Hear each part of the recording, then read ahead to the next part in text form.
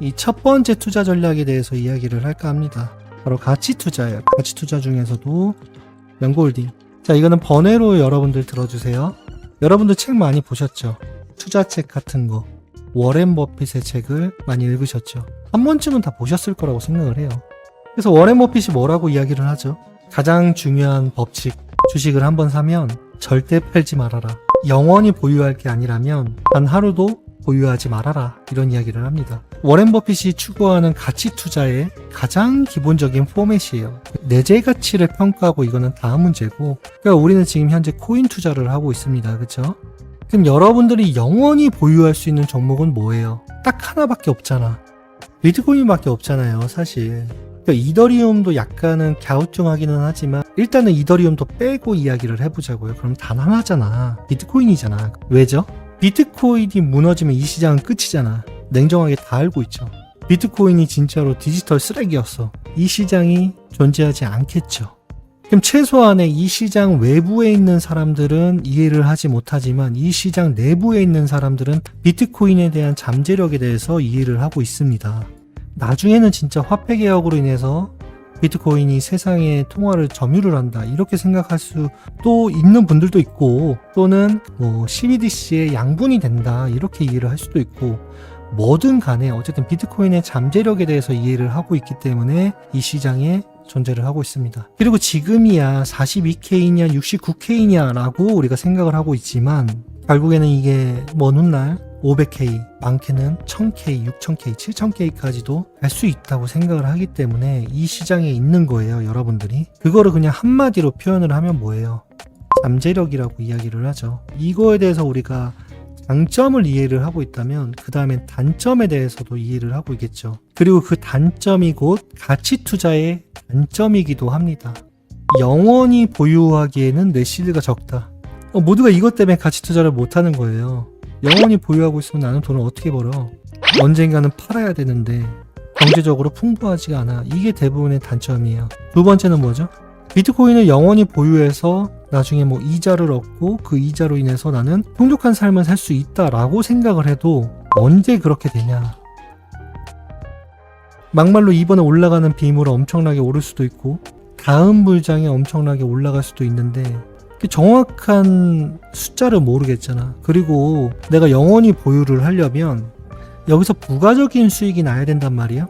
예를 들어 얘를 은행 예금으로 맡겨 또는 은행 적금으로 맡겨. 그런 게 디파이기는 한데 이게 대체 언제야? 이게 단점이잖아요. 비트코인에 대한 가치 투자를 못한다는 이야기죠. 사실 이 외에도 단점을 여러 개 꼽을 수가 있어요. 알트가 주는 수익이 더 높다 그래서부터 여러 가지가 있을 수가 있겠죠. 그래서 이 영역에 대한 손을 못 대는 거예요. 그럼 있죠, 여러분들이 합리적인 생각을 할 필요가 있다는 거예요.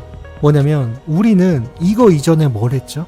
통장 나누기를 하고 각 투자 영역에 따라서 시드를 분배를 하고 할당을 했단 말이에요. 그러면 굳이 내가 가진 전부를 이 투자 영역으로 가져갈 필요는 없다는 이야기예요.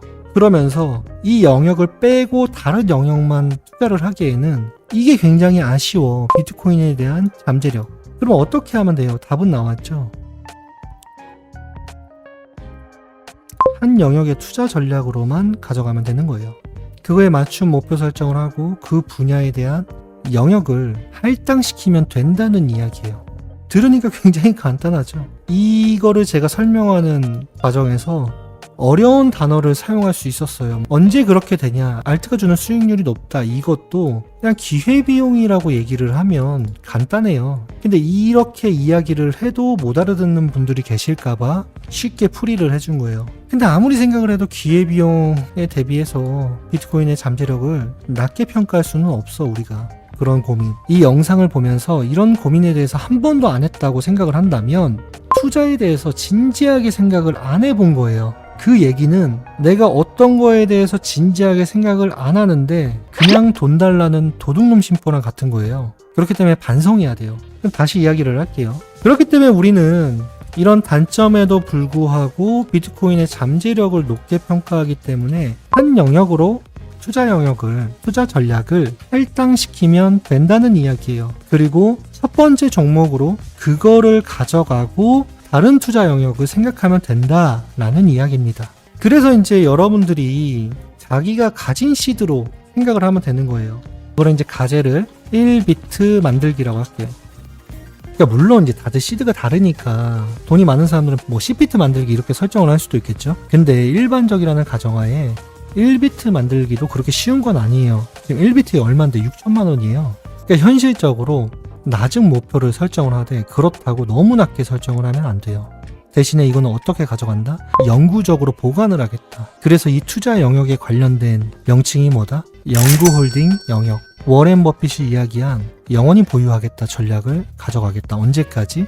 스테이킹 또는 디파이 그런 것처럼 일반적인 시중은행의 예금 적금이 완성될 때까지 내가 가지고 가겠다. 그때가 되면 이거를 예금을 하고 나는 그 이자로 충분히 투자 이윤을 얻겠다. 그런 거를 고려했을 때도 이 이상 필요하질 않아요. 비트코인 뭐 10개면 좋고 100개면 좋고 그렇게 생각을 할 수 있는데 맞아요. 근데 현실적으로 그 이상 설정하기도 어려울 거고 이 이상 돈이 있다고 해도 1비트 이상 필요하지 않아. 제가 볼 때는. 냉정하게 말하면 기회비용 낭비예요. 그래서 이제 내가 이 이상의 돈이 있다고 하더라도 첫 번째 목적을 그냥 1비트 만들기로 잡으세요. 그게 안 된다면 0.5비트 만들기, 0.3비트 만들기 이렇게 시작을 하셔도 됩니다. 자기의 시드에 따라서. 대신 이건 뭐다? 영원히 팔지 않겠다. 왜죠? 비트코인의 잠재력을 놓치지 않기 위해서. 이렇게 첫 번째 목표를 가지고 가면 됩니다. 자, 그러면 이런 사람들이 있어요. 제가 지금 한 1억이 있으니까 현물거래소에서 6천만 원짜리 1비트를 사고 그냥 존버하면 되나요? 물론 그렇게 해도 되는데 너무 기회비용 낭비 아니에요? 그러면? 얘는 어차피 팔지 않을 거야. 당장에 여러분들이 얻을 수 있는 수익이 아니에요. 이게 오른다고 해도. 어떻게 보면 그림의 떡이라고 얘가. 그럼 어떻게 하면 돼요? 비트에 뭐 단기적인 목표가 있을 거 아니야. 예를 들면 뭐 130K가 될 수도 있고 여러분들이 생각할 때 150K가 될 수도 있어요. 비트의 고점이. 이번 상승장은 여기까지 올라간대. 그 가정하에 전략을 짜는 거예요. 목표가. 이 가정하에 전략을 구성한다. 지금 현재 42K라는 가정하에 어떻게 하면은 비트코인이 130K 됐을 때 또는 150K 됐을 때 효과적으로 내 목표인 1비트 만들기 또는 0.3비트 만들기를 해낼 수 있을까? 그런 고민을 해보라고요. 단순히 선물이냐 현물이냐 그러지 말고 진짜 고민을 해보라고. 고민은. 그래서 지금 현재 우리가 뭘 하고 있냐, 레버리지를 이용을 합니다. 스피드가 적으니까 42K에서 비트코인 현물을 구매해서 비트코인 코인엠 선물을 이용을 해서 레버리지를 이용을 합니다. 그래서 장기 포지션을 잡아요.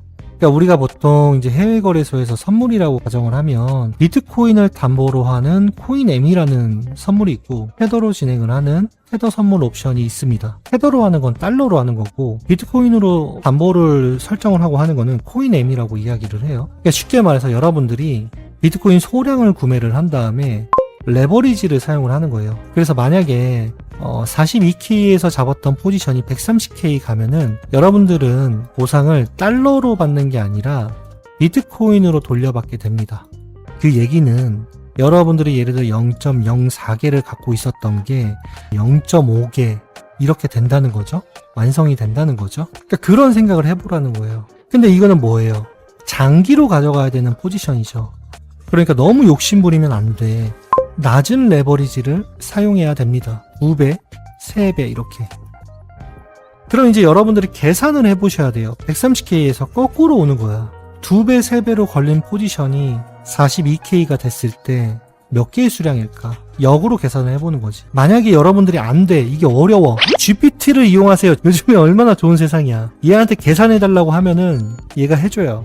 자, GPT 지금부터 우리 계산을 해보자. 현재 주가가 42K야. 나는 코인을 담보로 하는 선물로 2배 또는 3배를 걸어서 롱 포지션을 설정을 하려고 해. 그러면 이 포지션이 130K 됐을 때 몇 개의 수량이 될까 물어보라고. 공짜잖아, 공짜. 유료 버전도 있지만 공짜 버전도 있어요. 그럼 얘가 계산을 해줘요. AI가. 일단 있으면 써야지 이거를. 얘랑 같이 전략을 짜보라는 거예요. 그러면 나와. 그게 그리고 정확히 떨어질 필요도 없어요. 그냥 가정하에 그 정도 된다고 생각하면 돼. 왜죠? 나는 어차피 거기서 전략을 끝낼 게 아니거든. 왜요? 이거는 영구적으로 보존할 영역이기 때문에. 130K가 됐다고 해서 팔 게 아니라는 이야기예요. 다른 전략이 필요한 거지. 물론 이제 오늘 내용에서는 다 설명을 못해요. 130K가 됐을 때 해야 되는 행동에 대해서는 또 너무 얘기가 길어져. 그러니까 오늘은 이것까지만 이해를 해야 돼요. 지금 오늘 해야 될 거. 그러면 보세요. 어때요? 지금 그냥 현물로 뚝 하고 산 다음에 그냥 가지고 있는 사람하고 상황이 다르잖아요. A라는 사람은 현물로 그냥 구매, B라는 사람은 투자 전략을 세웠어요. 파생상품으로. 실제로 지금 뭐가 나왔어요? ETF가 나왔잖아요. ETF로 하셔도 되겠죠. 여러분들 마음이에요, 그거는. 근데 어쨌든 우리는 기존에 저희 구독자분들은 코인엠으로 투자 전략을 설정을 했다라는 이야기죠. 그러면 A라는 사람하고 B라는 사람이 비트코인이 올라가는 거는 같은데 나중에 130K 됐을 때 150K 됐을 때 상황은 완전 다르잖아. 왜 그렇죠? 레버리지를 사용을 했기 때문에. 근데 이런 이야기를 하면 굉장히 똑똑하신 분들이 이런 질문을 합니다. 야, 그러면 레버리지 사용하면 청산은 걱정 안 하냐? 으카카 막 이러면서 난리가 나. 좋대 지 천재래 막 멍청한 놈이. 근데 여러분 생각을 해보세요. 이거 전에 제가 무슨 얘기를 했어요? 차트를 안 봐도 수익을 내는 원리. 그게 뭐다? 진정한 손익비 거래다. 그거를 고려하면 우리는 어떻게 해야 될까요? 두 가지 상황이 존재하잖아요. A는 포지션 청산, B는 포지션이 살아있거나 포지션이 청산이 됐거나 이 두 가지의 경우일 수밖에 없잖아. 그리고 현물 같은 경우는 그냥 마이너스만 날 텐데 파생상품을 이용한 것 같은 경우에는 청산이란 게 존재하잖아요. 담보금에 대한 개념이니까. 근데 제가 손익비 거래에 대해서 뭐라고 말씀드렸죠? 청산이 돼도 상관이 없어요. 청산되는 시점에 똑같은 수량의 똑같은 레버리지의 포지션을 다시 잡으면 돼요. 그거를 계속 반복하면 돼. 그럼 결국에 어떻게 된다? 오히려 더 이득이에요. 계속 더 밑에서 잡을 수밖에 없기 때문에 더 이득이에요. 여러분들이 실제로 그렇게 되면 130K 갔을 때 또는 150K 갔을 때 여러분들이 손실나는 폭을 다 메꾸고도 훨씬 더 많은 수량으로 끼어 있다.